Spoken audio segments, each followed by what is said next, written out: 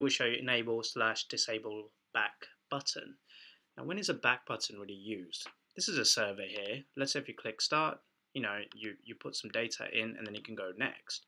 But obviously, if you want to edit your response, you can always click back and it will take you back to the first question or the previous question.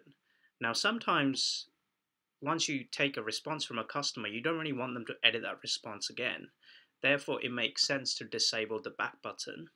So in this case, what you can do is, let's say we go to the start. On the left hand side, as you can see, I've actually got 4 slides: a start slide, then a slide 1, which is this one, slide 2, and then a finish.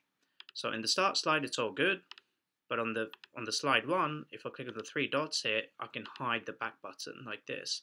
So only next is available. And then on slide 2, I can do the same. Click on the 3 dots, hide back button, just like that. And now they're hidden. So if I click start and then I go next, I can't actually go back. I have to then go on to the next one.